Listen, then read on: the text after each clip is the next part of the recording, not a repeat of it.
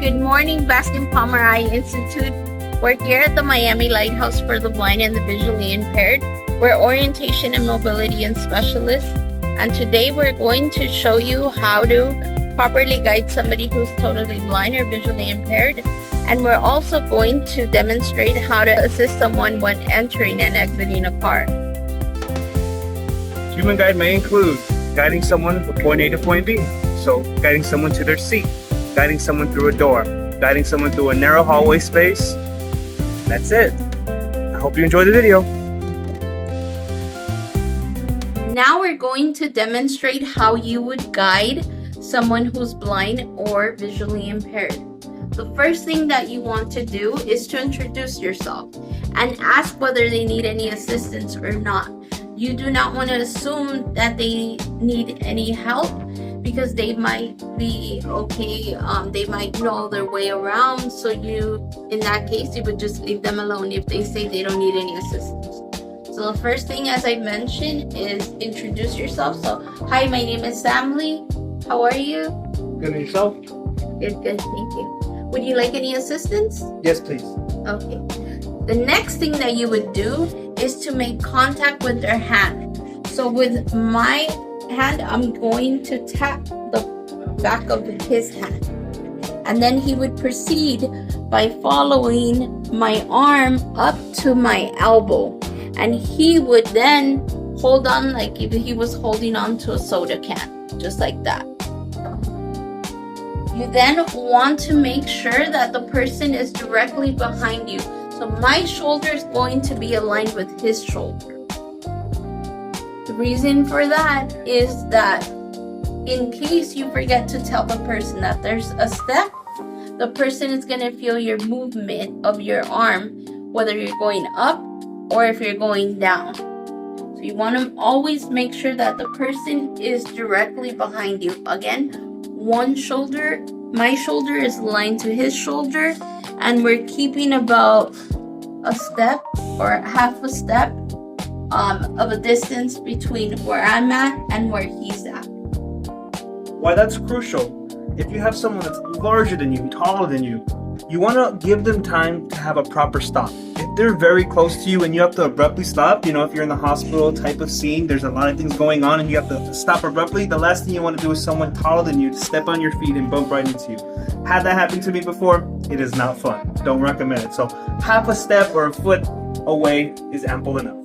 So next thing you do, as you're guiding the person, you want to let them know whether they need to make a right turn or a left turn, if there's a step, whether they have to go up the step or down the step, or whether there's a ramp where they're gonna have to go up or down the ramp. Okay? So as you're walking, that's some type of information that I'm going to be giving. So are you ready to go? I'm ready. Okay, so we're going to turn to the right. And now we're going to make a left.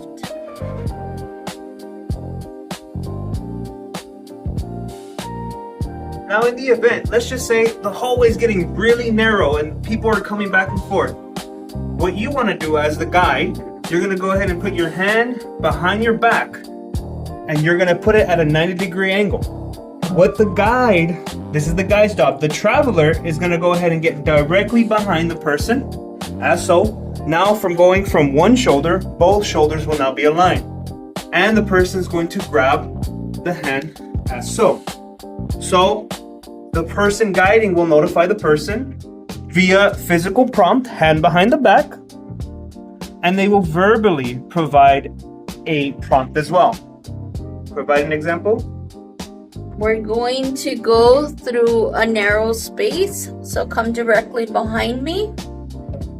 And this could also be whether you're taking a person in between chairs or, as he mentioned, any other narrow space that you might have. You would prompt the person to go directly behind you. Okay? And as the guide, I need to make sure that he stays behind me.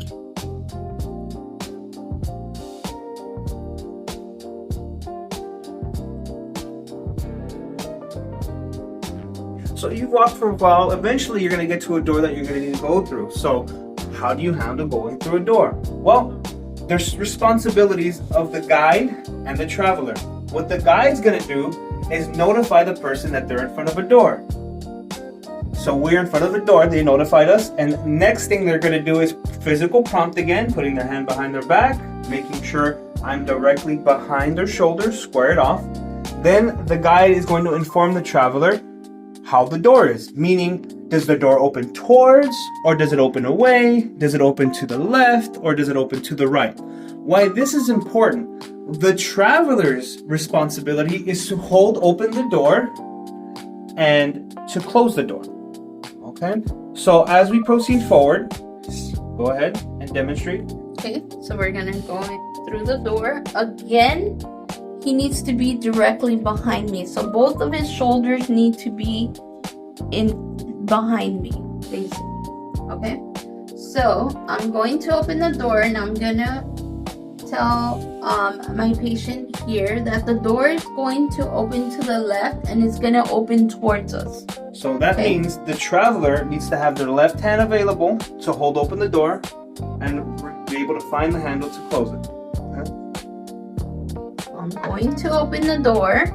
And I, the traveler, since it opens up towards, I make sure he has the door before I proceed. And the guide, the traveler, is going to hold open the door and then they'll typically close it behind them.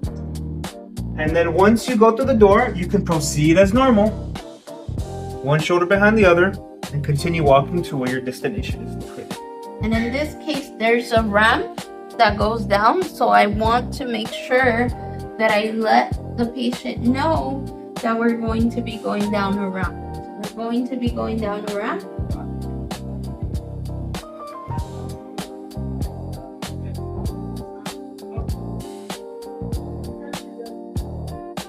And that's the intro to Human Guide. Up next is how to escort someone to a car. Next, we're going to demonstrate how to properly guide somebody when entering and exiting a car. So first things first, you want to make sure that you interact with the client and do the same thing that we previously showed you. So you're going to want to initiate contact with the back of their hand and let them know, and then make sure they follow all the way up your arm and grab it like a can of Coke. All right. Now, once that's done, you want to inform the client of where they are and where they're heading to, because it's very jarring for a client and they're trusting in you. So you want to make sure they know exactly where they're at so they have complete and utter faith in where you're taking them. So, Miss, we're going and approaching the door of the car. And we are now at the car door. I'm going to go ahead and open up. So we're going to go ahead and take a step back.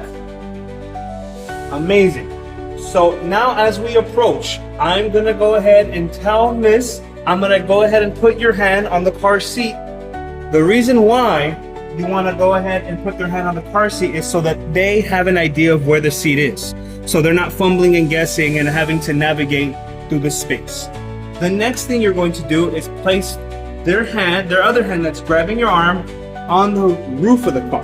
Now, why is this important? Is so if let's just say you have a taller client and they need to bend down, they at least have an idea of where the roof is so they can bend down and not hit their head. They want to avoid hitting their head. And as they enter the car, you want to stay in close proximity so if anything were to happen, if they trip, if they fall, you're able to help them out. All right, so go ahead, Miss. Go ahead into the car safe and sound. You want to observe the whole time. You want to confirm, Miss, everything good? You're all in? Observe, there's no part out. And okay, I'm going to shut the door now. You have a wonderful day, Miss. Oh, and don't forget your seatbelt. In the event that there's a curb when exiting out of the car, or when you're bringing a person towards the car, you want to make sure that you let them know that you're going to be going up or down a curb, and you want to make sure that they're still holding on to you properly. So you're using proper human guide. The person is still holding on to the top of the elbow. Okay.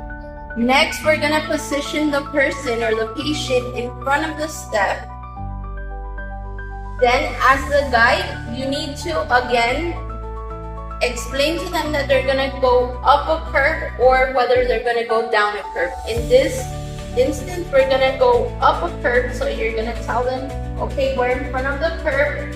We're now gonna step up. So I'm gonna step forward, and then the person would then proceed to step forward.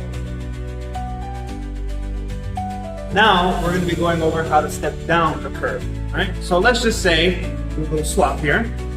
You want to take the person down towards it. There's a curb on the way to the entrance. So you're going to go ahead and do a similar fashion. The guide is going to approach the top, and you're going to explain to the client, okay, now we're going to approach the top of the curb. I'm stopped at the very top. They're going to follow along, and you want them to get as close to the top as possible. So go ahead and approach the edge of the curb for me. Keep on walking forward. And then keep on walking forward a little bit closer. All right, get as close as they can without being too far. Then you're gonna do the same procedure.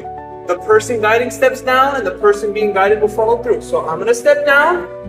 Okay, now she's gonna follow suit. And you wait at the top until they're ready. Are you ready to proceed to the entrance? Yes. All right, let's do it. So now that you got them through the door, next step is to get them seated. So as you've gone through the door, you want to go ahead and go back to what we were doing before. Hand above the elbow, shoulder to shoulder. Then you're going to proceed. So now I'm going through a narrow space. So I'm going to inform her, okay, we're going to go through a narrow space. I'm going to put my hand behind my back, and I'm going to go ahead and get you to a chair, okay? So as we're going, you're communicating with them, looking over your shoulder. As you approach the chair, you're going to align yourself up and align with the chair. Then you're going to put your hand normal and inform them, okay, we're standing in front of the back of the chair. I'm going to put my hand on the chair, and what the person that's being guided is going to roll their hand all the way down, so their hand's on the back of the chair. The next thing they're going to do is they're going to pull the chair out. As they pull the chair out, the next step that you should see, or you'd want them to do, is sweep the chair, making sure that there's nothing on it. So what they're going to do, they're going to protect their head, upper body protective technique, and sweep the chair in a circular motion. Once they realize the chair is clean, there's nothing on it, they're going to go ahead and proceed to be seated. Guides, please make sure you sit and wait and assist if needed the client. Oh, look, the client's pushing their seat, so you're going to go ahead and get behind and go ahead and make sure their knees are in the back of the seat. Both knees are in the back of the seat. It's a little harder to see, but both back of the knees are in front of the chair. And as they sit, you want to stand behind. All right. And before you leave, you want to ensure that you let them know, because if you leave without letting them know, they're still going to perceive that you're there, and they may have a conversation, or they may have questions for you. So go ahead and inform them, okay, miss, now that you're seated, is there anything else that you might need? Any questions, comments, or perhaps any concerns? No, that's it. Thank you so much. All right. You have a wonderful day. Bye-bye.